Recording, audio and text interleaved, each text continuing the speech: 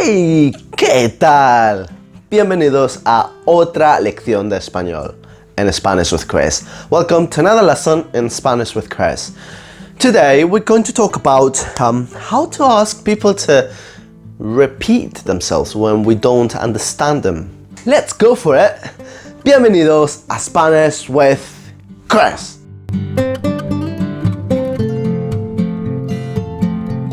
So, the first one I'm going to teach you is perdón. Perdón. Perdón is the most basic one to say it, to ask someone to repeat something, and it's the maybe kind of formal. There's another one that I would say is more formal, even more formal than perdón, which already is formal. But perdón is kind of the most basic one. However, intonation always plays an important part. So, perdón, perdón, perdón. Oh, perdón. Right, this one, disculpe. Disculpe is, for me, is more formal than perdón. Disculpe, disculpe, disculpe. Okay, so someone you don't know, someone you run into on the street, and you don't know that person, maybe, you know, it's a very serious person. Well, disculpe, perdón is fine as well, but you want to go extra formal. Disculpe, disculpe, disculpe. This one now, ¿qué dijo? ¿Qué dijiste? ¿Qué dijiste? ¿Qué dijiste? It's like, what did you say? What did you say? ¿Qué dijiste? It's fine. For me, it's less formal, that sort of thing, but you know, it depends who you're talking to. So, ¿qué dijiste? ¿Qué dijiste? Someone, a friend or a relative asked, told you something, and you go, what? ¿Qué dijiste? ¿Qué dijiste? Okay, it's fine. It's just a slightly more informal, but that's it. ¿Qué dijiste? What did you say? Okay, this is very informal. You need to be careful with this one. It's not offensive. It's not, but what I mean is that because it's very informal, don't use it with you know, with your boss or with people that you need to be respectful to all the time. You need to be respectful to anyone, but there's certain people you need to be extra respectful. So this one is ¿qué? ¿Qué? If you speak English, possibly you do, because you're gonna have to understand me. So anyway, if you speak English, yeah, you use what? What? Okay. It's not that great, is it? For me, it's the most informal way to say it. What? What? And you need to be careful with the intonation, even in Spanish, because people might think you are, I don't know, you are being a little bit aggressive, like, ¿qué?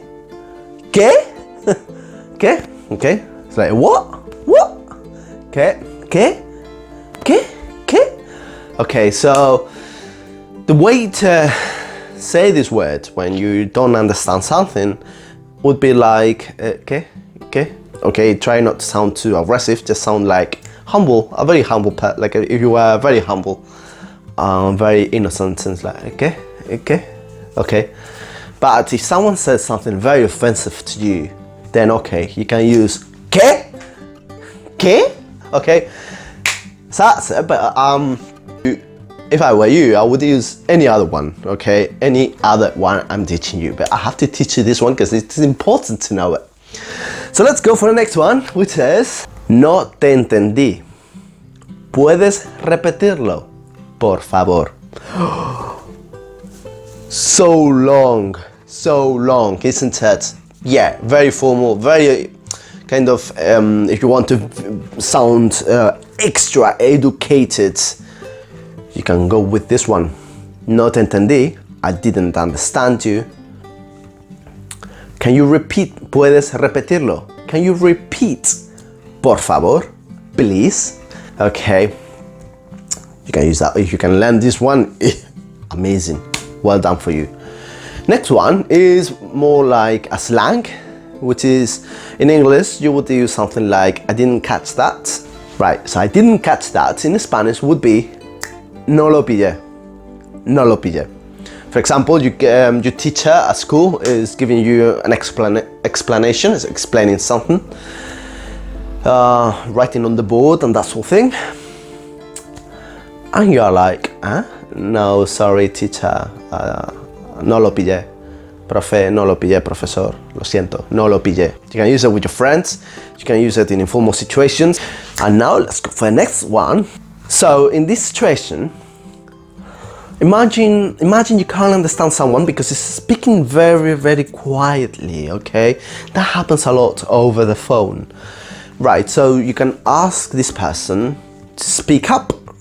In Spanish, that would be hablar más alto. ¿Podrías hablar más alto, por favor? Okay, we add por favor, we add por favor in order to sound a little bit more, I don't know, more better, you know, more educated. We want to be polite, okay? If you don't want to be polite, just don't use por favor. That's up to you, but up to you my way.